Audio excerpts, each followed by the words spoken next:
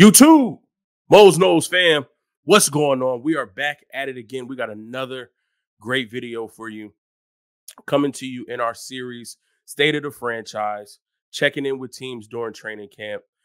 We're in our second week. We're in week 2 of training camp. Teams are in the trenches. Teams are in the thick of it, getting ready for the upcoming NFL season. We're in pads now. Now we really starting to see some stuff happen. We got the pads on. Offensive line, defensive line getting at it. If you're paying attention to the news, we've got Josh Allen out here fighting defensive tackles. It's getting crazy. And this is the time of the year that we love. We got another great video with another special guest. He is the host of the Rambling with Rio YouTube channel and podcast, your number one go-to destination for all things Washington Commanders football. Yes, Washington Commanders. We're no longer the football team. We got a name. They are the Commanders, the Washington Commanders football team, your number one go-to spot for all things Washington Commanders. And we're going to bring our brother in, Rio Robinson, Rambling with Rio. What's good, bro? Commander Rio checking in. You know, you got to send a salute every time we come on the show now, man. There it is. There it is. Send a salute. What's going on with you, baby? How you doing today? I'm doing great, man. I just, you know what I'm saying, I had my 10 feet down in Ashburn, was at training camp for the second time in the last few days. Today, I'm feeling lovely right now. I'm a little exhausted, you know, but the content must be, got to feed the streets, you know what I'm saying? Listen, the show must go on. So for my fans, my people tuning in, the Mo's Nose family, I call them the know-it-alls. Just give them a brief introduction of who you are, how you got into this space called content creation, and your love for your Washington Commander football team. Hey, man, I'm just I'm a 30-year-old man from the DMV, Northern Virginia. The Redskins were my team. Like it was in my blood. I didn't have a choice. You know what I'm saying? I came out as an infant. My birth year was the year we were one of the greatest franchises in the history of the league at 14-2 in '91. And won the Super Bowl that year. And ever since I've been alive, we've had little to zero relative success. Yet I'm still here 10 toes down, repping this team, pushing content out every day. I had been meaning to start a podcast for some years now. And then I finally just, I got like, I just got the itch from watching everybody on YouTube all the time. Like, I have so much to say. I'm on Twitter nonstop, going back and forth with people. I need to record my thoughts, and I have so many ideas that if I ever do start, I'm never going to run out of things to do or say because I feel like it's a natural fit for me. So I got in the game at the perfect time while the team was in transition from its second placeholder name to a permanent name from football team to Commanders. I got voted a fan ambassador when I was nominated, interviewed, and I got in with that. So I have access to the team. I got a little bit of a look behind the curtain. And all of this happened while I became a season ticket holder for the first time. So it's like everything added up and the timing was perfect for me to jumpstart my show. And it's been all curtain since, man. That's what's up, man. I honestly, I can't tell you how exactly I came across your content. It probably was something on Twitter. But when I saw you doing content, I'm like, listen, it's another brother like myself that loves the game of football and just loves to talk about it. I'm sure from my experience, you probably talk about football all the time. I talk about football to my wife to where she's like, listen, talk to somebody else about this. Like, I don't know anything you're saying. Me and her father, my father-in-law, she gets upset because he calls me more than he calls her. And we're always talking about football. He's a Cowboys fan. So I know that's something that you might not like too well. He's a Cowboys fan. So we got too many of those over here in DC area. I don't understand. The East Coast is riddled with Cowboys. I don't know why, but that's neither here nor there.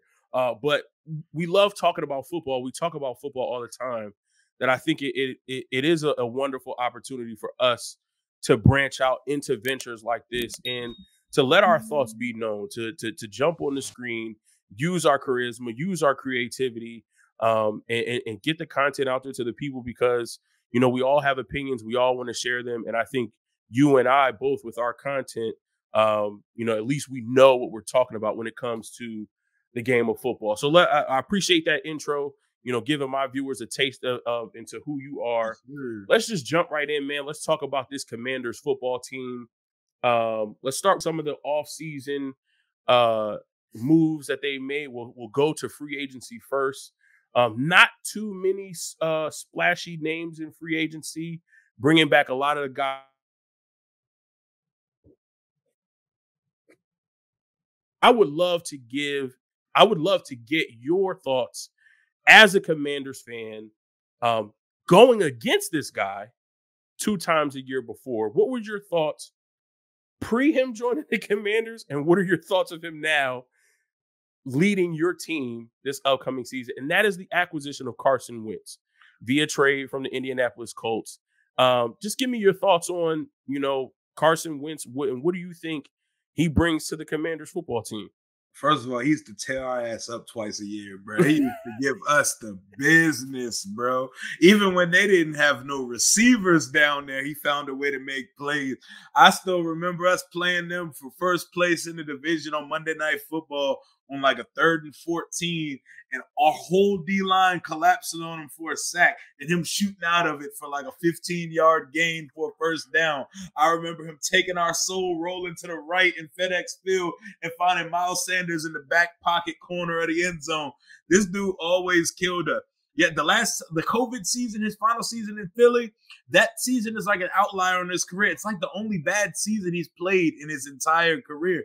Like, last year, it's an enigma what happened in Indianapolis, because on paper, they had one of the best lines in the league, but they went through injuries and COVID the whole year and ended up being one of the bottom units in the league.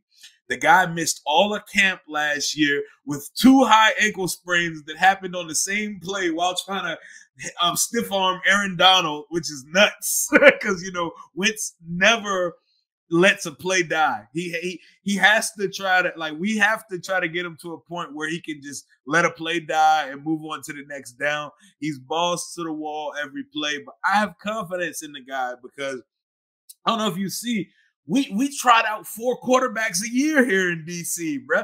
Terry McLaurin is worth every penny and more that we gave him because he's managed to produce 3,000 yards and almost 20 touchdowns, despite the fact that he's played with 9 starting quarterbacks in 3 seasons. 9 starting quarterbacks in 3 seasons. It's crazy. Tyler Heineke, great story, great guy. Would love to have a beer with him. Never want to see him start for my football team again. I'm cool, bro. That's a backup XFL quarterback. He has no business starting 16 games. He started 16 games because we signed a dinosaur who went and hurt his hip at a water park and re-aggravated it in week 1 of the season. I don't know if you knew the full story behind that, but apparently he hurt his hip. Someone called the radio station and was like, yo, I've been sitting on this story for weeks. Ryan Fitzpatrick hurt his hip at our water park, and he re-aggravated it in y'all week 1 game. He only got a quarter out of it. He attended more Bills games than Washington games last year. It's always something going on with this franchise. We are one of the most, we're one of the most infamous franchises in all of sport because unlike teams like the Jags, the Lions, who can just be ass in peace, we managed to be bad. We managed to be bad in command headlines and the front page paper every week. So I trust in Carson Wentz. We haven't had a quarterback throw for 30 touchdowns in my life. It's actually been 55 years. Sonny Jurgensen in 1967. Kirk was close. He had 29 touchdowns and almost 5,000 yards, but we have not had a 30-touchdown quarterback. He has to give it to me this year, bro, because he gave me 27-7 in Indy last year and a run-first offense that didn't necessarily play their strong suits. They're gonna definitely put a focus on it's his world here. He has all the reins, all the leash. There's no reason for him not to succeed here. I think this is the best all-around group of weapons, receivers, and a skill group that he's had since he's been in the league. It's the Ryan Fitzpatrick story is funny because he's already looked at to be an old guy, and now you got grandpa hip problems, bro. Like, all right, go have a seat. One of the things that I do want to touch on with Carson Wentz, we know he has the physical.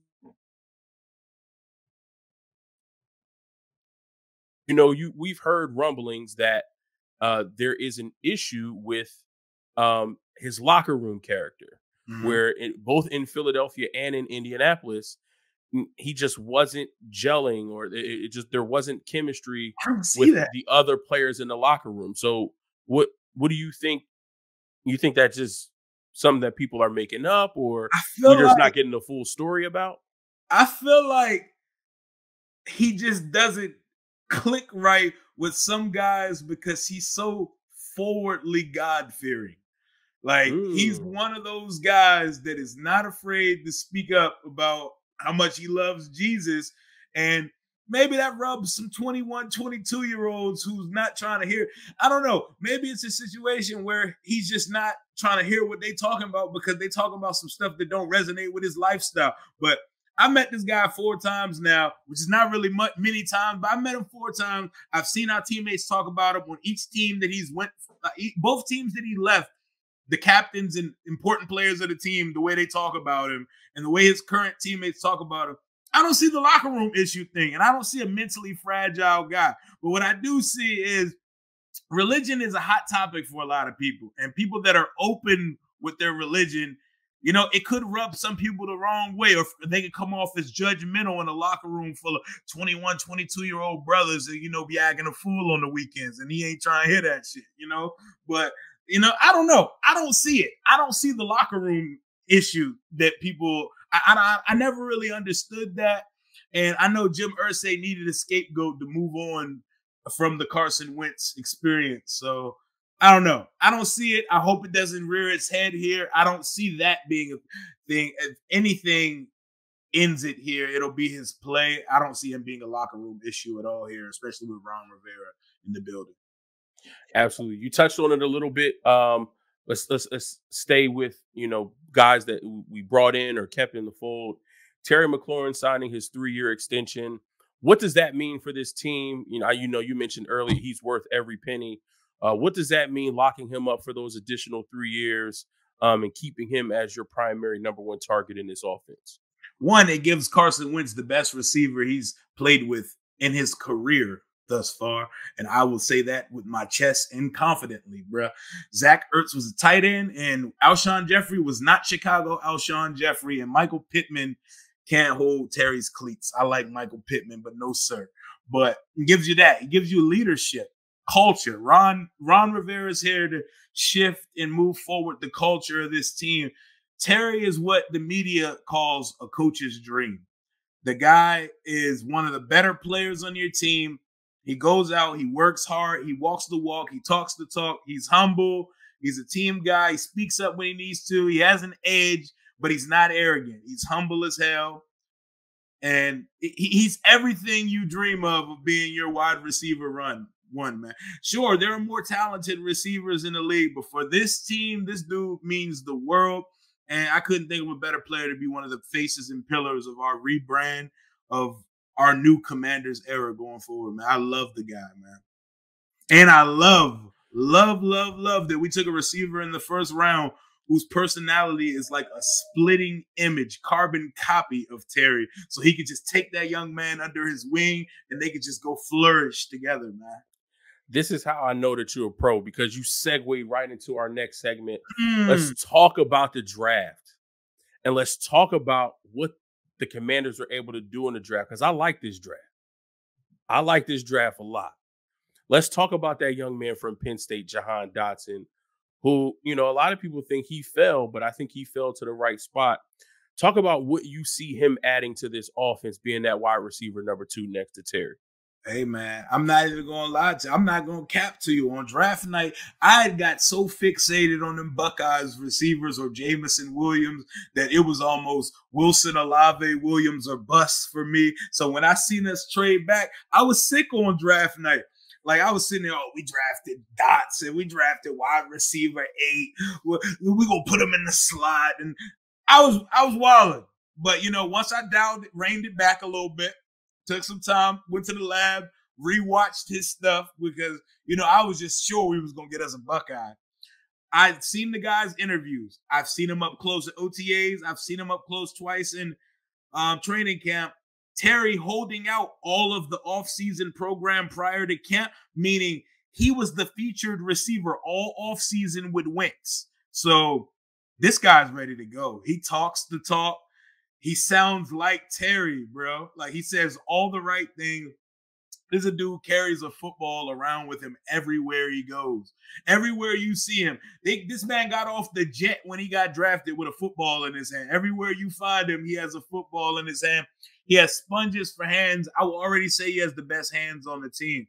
Love Terry. Terry can body catch sometimes. Jahan does not use his body to catch. He's snagging everything out of the air. He gives our receiving core a run after the catch ability.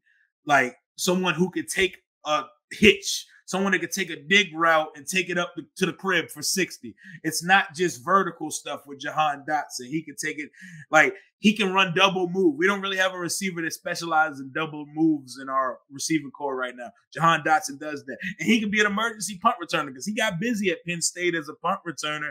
So far, he looks like the part, and there's no competition to be wide receiver 2 here because Curtis Samuel is going to be like our slot guy, Swiss Army knife, Debo Samuel weapon. If we could get him on the field, knock on wood, you know. But the Dotson, he looks like him, man. He looks like that guy, man. Moving on to your second round pick, number 47 overall.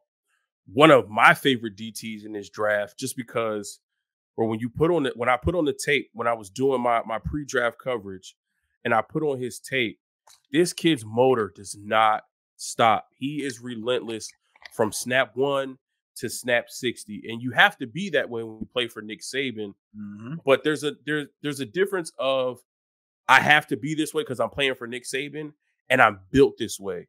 And this guy, to me, is built this way. I love Fidarian Mathis. Talk about what he brings to this defensive line unit that's already pretty stout. Man, he's a space eater, man. But what that pick told me was that the writings might be on the wall for Durham Payne, who is in a contract year this year. I knew D tackle would be something that we needed to grab with the departures of Matt Ioannidis and Tim Settle, who were huge depth pieces for us in the prior years. But that told me, damn, Durham, you might be walking for a compensatory pick at the end of the season, because when you use a second round, that's a premium pick on a guy that you targeted. That tells you that they have a role for this guy. They have something carved in for this guy, and he's gonna mix into the rotation really well. High motor guy, like you said, and productive, has pass rush ability. Dude had double-digit sacks last year for the Alabama Crimson Tide. He's huge in person too, bro. Like, that dude he's an imposing figure to see, man. Do you think the incident last year between Durham Payne and Jonathan Allen also is kind of maybe leading towards his departure a little bit? And I know sometimes brothers fight, you know what I'm saying? But I'm sure it's not the first time they fought it. They probably fought at Bama. Like, right. They've been through war together. They've been through grueling two-a-days in Tuscaloosa and in Ashburn and Richmond. Like, I'm pretty sure it ain't the first time they fought. I think they left that in Texas and they're good to go, man. I don't think that plays any part. I think what plays a part is that Jonathan Allen got a contract, and we have 2 edge rushers that we're going to have to figure out what we're going to have to do with Montez Sweat and Chase Young coming off an injury, what they're going to look like. Because if they live up to any type of expectations we have for them, they're both going to reset the market. You can't pay 2 interior guys and 2 edge guys. That's way too much money allocated to one room. Absolutely. I completely agree with that. Moving on, we get another Alabama guy in running back Brian Robinson. Yeah. The running back room is pretty solid in Washington, but you add another guy like him, big, bruising type running back. What do you see, and how can he help this Commander offense? Oh, he's a unit, man. This dude is built like a Mack truck, man. He's solid. He's wearing a single-digit number 8. He looks absolutely like a dog in that joint, man. He has good natural hands for his side. And we need a running back to spell Antonio Gibson. Love Antonio Gibson. Love his upside. But he doesn't need to be getting 20-plus carries a game. He needs a back. We need a short distance back. Like in 2020, the COVID year where we stumbled into a division crown, People forget how big of a role Peyton Barber played here. He was like a third and short machine. Every time we got the third and short, we couldn't get them last year. J.D. McKissick and Gibson weren't picking up those yards. They're finesse back. They're style backs. We need the thunder. We got all lightning in the backfield. We need some thunder. And hopefully Ron is trying to recreate the D'Angelo Williams, Jonathan Stewart thunder lightning combo he had in Carolina here with Brian Robinson, Antonio Gibson. And if Gibson starts putting that ball on the ground, this is an Alabama boy who's built to be a bell cow. He might take that job. So he better hold on to that thing this year, man. Listen. That the one thing that you cannot do in this league is turn the ball over. And if you're a running back who cannot keep the ball in your hands, that's a problem.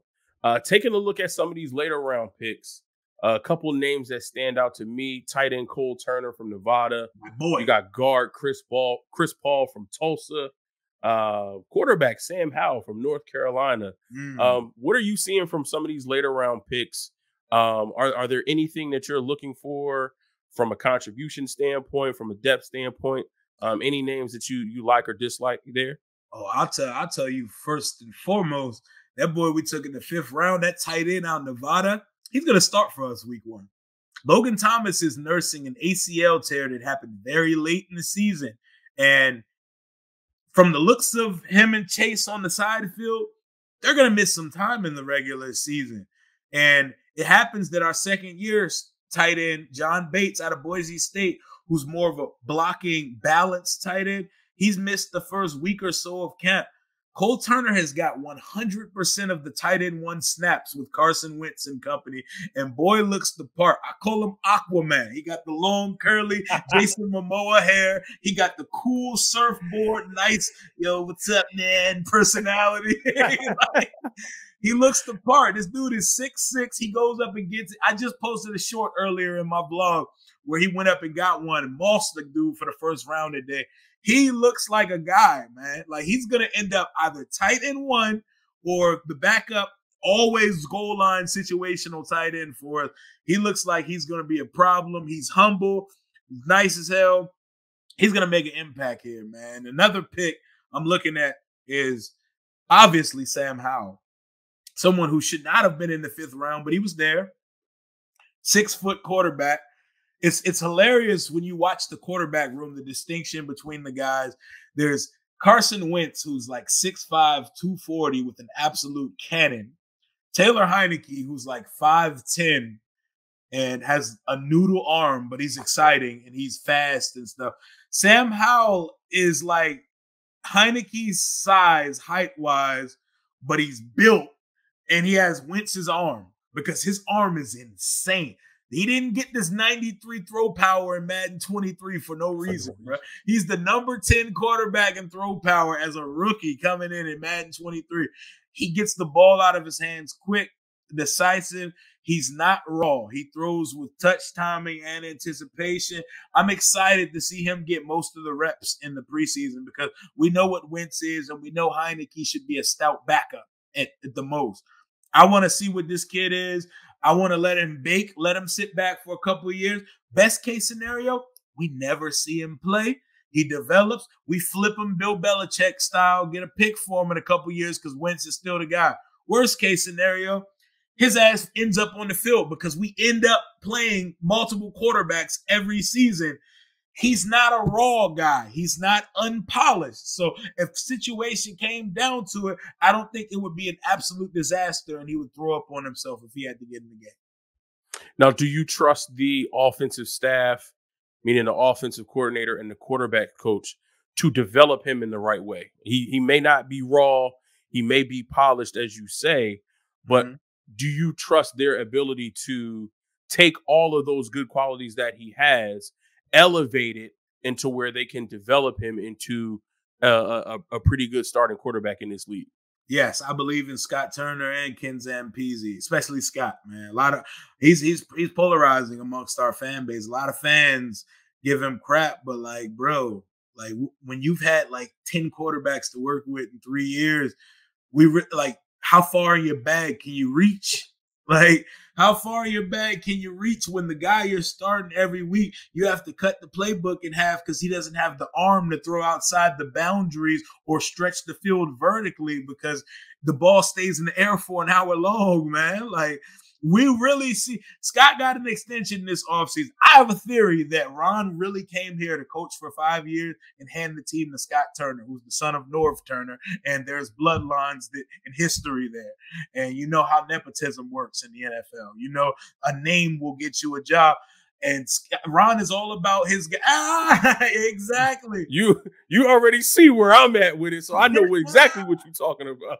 Exactly. And I think that Ron doesn't plan to coach very long. Ron's getting up there in age.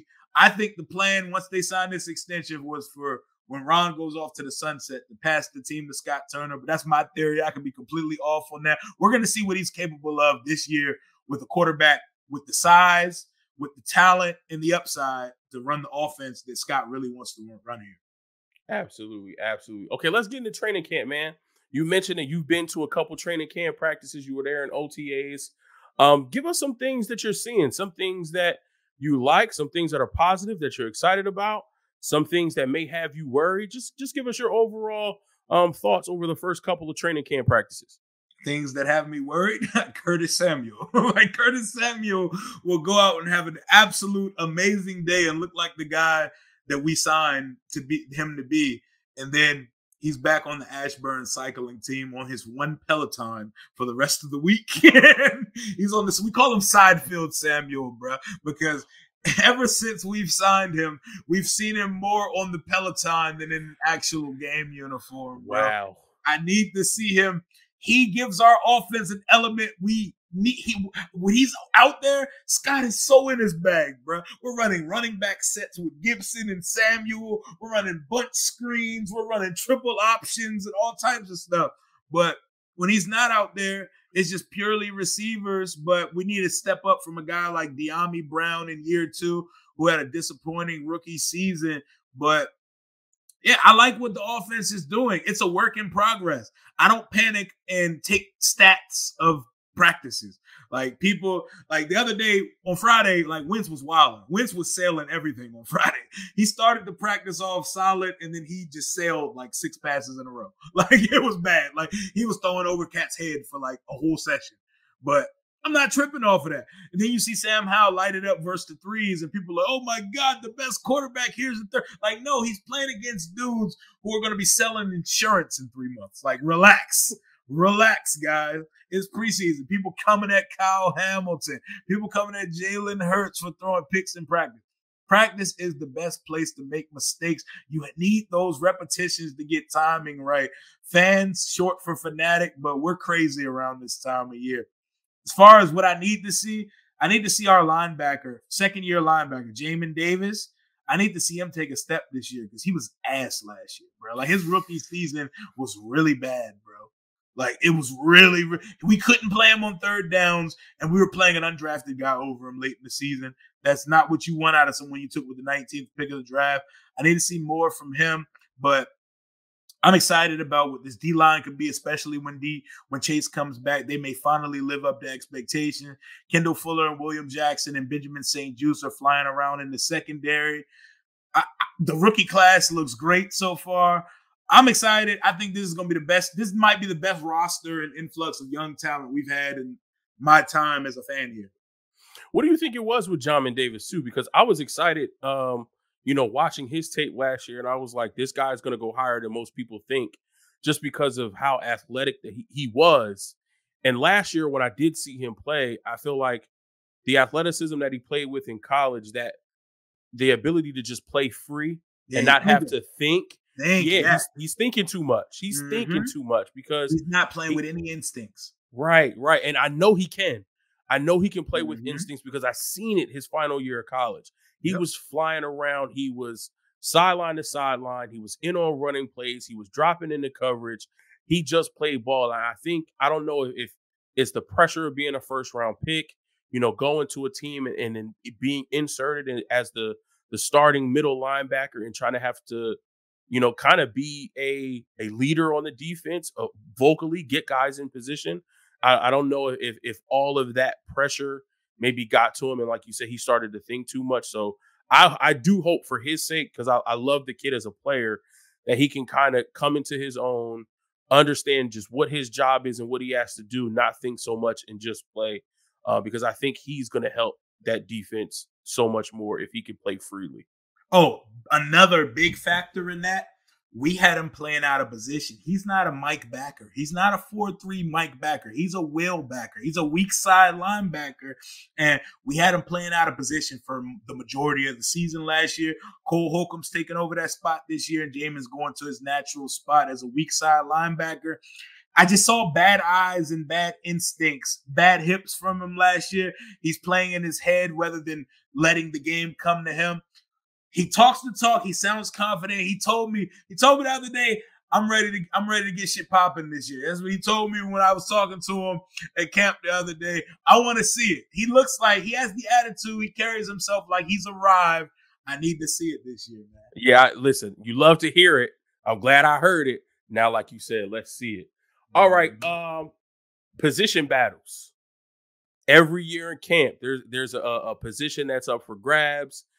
There's a free agent that comes in, or there is a young guy that is pushing a veteran out of the way. You kind of mentioned one a little bit earlier, where if, Antonio Gibson can't hold on to the ball, Brian Robinson may be coming for that number one spot. Mm-hmm. What are some other position battles that Commanders fans should keep their eyes on throughout the rest of camp in the preseason?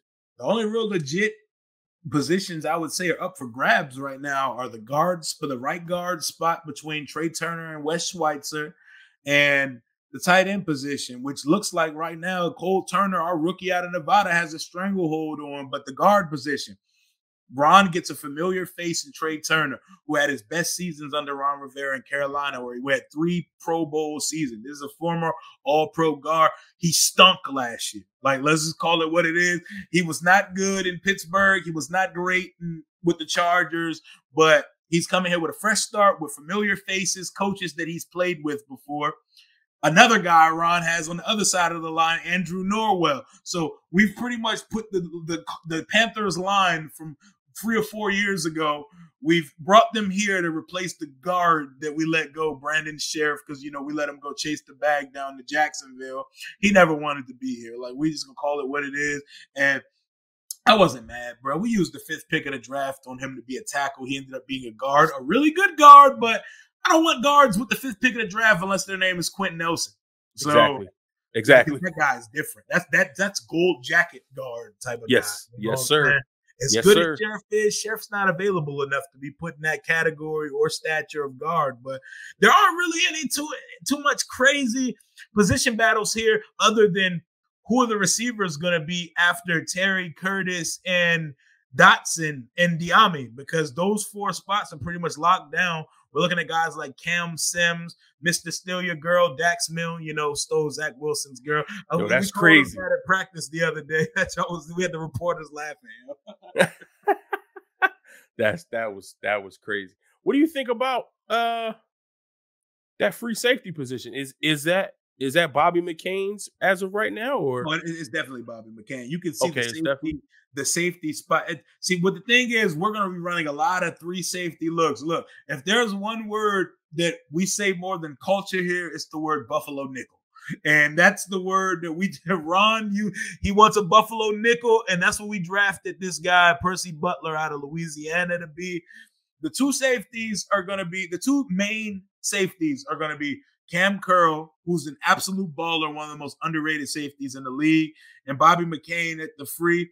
But Curl and Percy Butler are going to probably be switching between Buffalo nickel and strong safety. But, I mean, if there's a competition between Derek Forrest and Butler to see who's going to be that 3rd safety, I'm going to lean towards the rookie that they drafted specifically with the skill set to do it.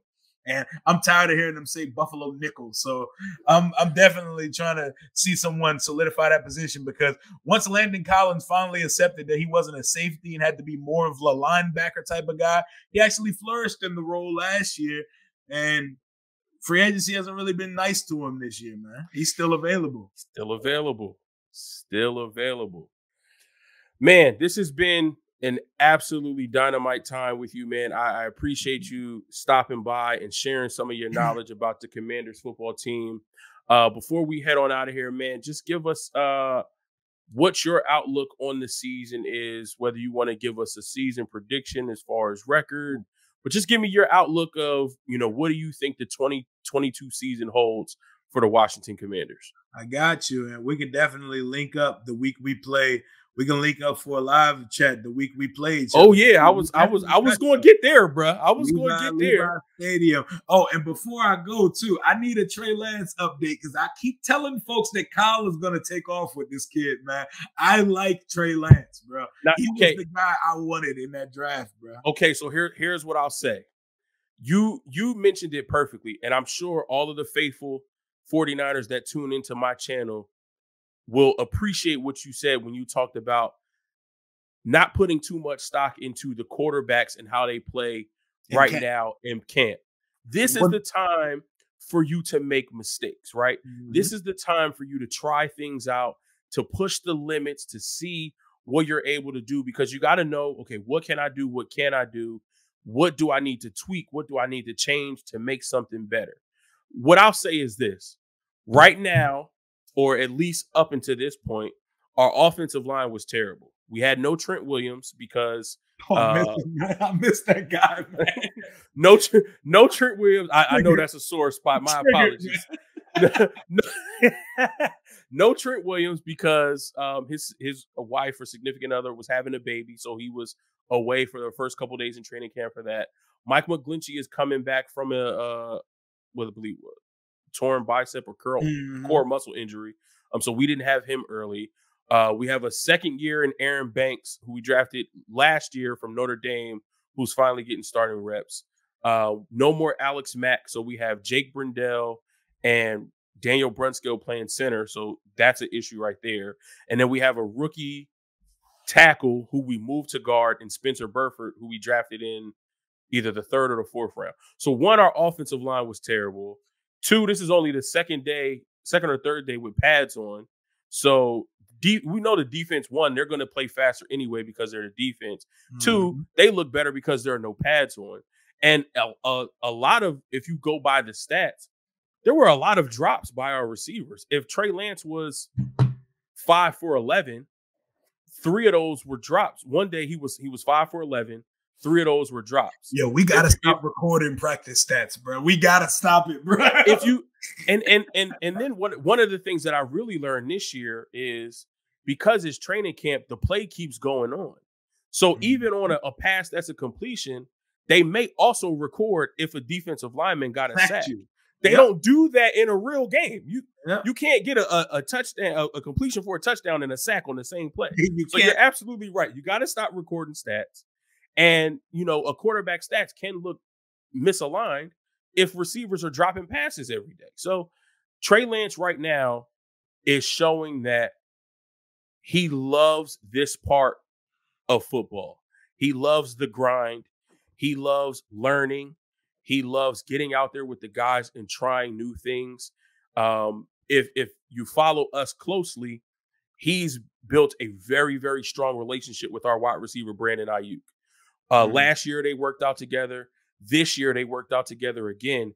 And you're seeing that come to fruition in camp. Brandon Ayuk looks absolutely amazing. And we were able to sign Deebo Samuel to his contract extension as well. And he's come back. Everybody getting paid. Everybody getting paid. Y'all got the same contract pretty much. Too. Exactly. They all got the same contract. So what I'll say about Trey Lance is I can't wait to see what we do when it gets to the season. When Kyle can finally take the reins off and get into his offensive scheme and really let Trey go. Because right now, Kyle is not giving up anything. He's very vanilla with his offensive play. I know how my guy Kyle. You know how he gets. You know what I'm saying? So I'm glad you know and you understand. And you said something that we've been saying. This is a time for him to take those lumps, take those strides in his learning curve, and to get comfortable with running the offense and being a starting quarterback. So I love where Trey is, and I'm excited to see him. But yeah, give me your outlook for the Commanders season.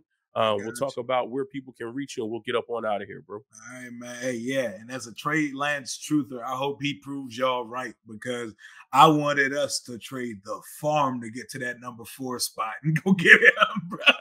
I wanted Trey Lance. I swore y'all were taking Mac Jones, and I was sold. I was like, bro, give me that North Dakota State boy. I hope he takes off. But I got us doing 2 things that we haven't seen in my lifetime here. I got a quarterback throwing for 30 touchdowns, which Kirk almost did, but never quite got it. 55 years. That's the last time we had a quarterback throw for 30 touchdowns. Carson Wentz is going to go for over 4,030 touchdowns. And for the first time in my lifetime, 11 wins. Give me 11-6. We're winning the NFC East. I'm calling it. I'm feeling it. I'm feeling the love. I'm feeling all the new. I love the new uniforms. Our new matte helmet is gorgeous. The uniforms look great in person. I'm feeling it. I'm drinking all the Kool-Aid this offseason, and I think Dallas got worse. I think Philly's hype, and I think the Giants are not in the conversation right at now. all. That's a 3-team race in that division. Mm-hmm. It is, and I love the coach and GM they hired. Don't get me wrong. I like the Buffalo pairing of Shane and Dayball in New York. Don't love it with Daniel Jones and Saquon, who never plays, and that wide receiving core that's all over the place there. It's a 3-team race. I don't think Jalen Hurts can pass the football. I like our chances in the NFC East. Bring on this season right now, bro. Let's go. You love to hear it. Again, this is Mo's Knows. That's Commander Rio with his podcast, Rambling with Rio, covering all things Washington Commanders, your go-to place for all things Washington Commanders football. So, as I said before, you go to his channel to get what you need from the Washington Commanders. Then you come back to Mo's Knows to get all of your NFL coverage. Rio, my brother, it's been absolutely amazing. We have your handle here, Rio_Robinson91. Again, Rio_Robinson91. Just give the people some insight as to what you'll be doing with your channel as it pertains to the 2022 season. Absolutely, man. I can't. We got to feed the streets. We got content coming all day long. My second year as a season ticket holder, every time I attend a game, you're going to get a tailgate and a game vlog. You're going to get a vlog that week. You're going to get a creator or media member from another from the team we're playing every week to preview the game. You're going to get a live stream after the game. There's content aplenty coming, vlogs on the way. My 2 training camp vlogs that I've posted so far going crazy right now. A little bit of everything on my channel, man. We do it all over here. We live. We touch on breaking news. We vlog, and we always keep it raw, unfiltered, and impartial over here. We're not pretending to be a journalist at all. We just we know football, man. We know our squad. That's it. So I can't wait to link up with you. We're going to link up more throughout the season, but we definitely going to link up when the Commanders play the 49ers. I'll do some over on your channel. And in addition to Mo's Knows, I'm also part of Nitty Gritty Niners. Shout out to my co-host Wayne Breezy, Crystal Peachy B, and Fair to God. So, we may have to, figure out something, because I know you'll be doing stuff for your channel, but we may bring you on to Nitty Gritty Niners either before or after the game. So listen, as some people have said, there's space in this game for all of us to do what we need to do. It's enough room for all of us to eat, and what we do, especially.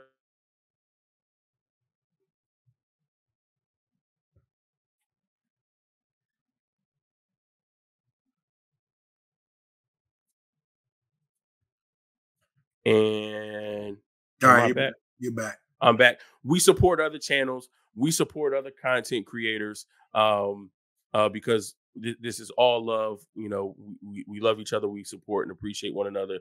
Rio, thank you for your time. Yes, thank you so much for everybody who's tuning into the video. Show Rio some love in the comment section. Head over to Rambling with Rio YouTube channel. Give him a subscription. Hit that notification bell for him so every time new content drops over that channel. Then jump back over to Mo's Knows. Hit that subscribe button. Throw a thumbs up on this video and hit that bell icon so that every time new content drops, right here at Mo's Knows. Love and appreciate you. Again, once you're part of the Mo's Knows fam, I love you, and there's nothing you can do about it. We'll catch you in the next episode. Appreciate you, my guy. Yes, sir.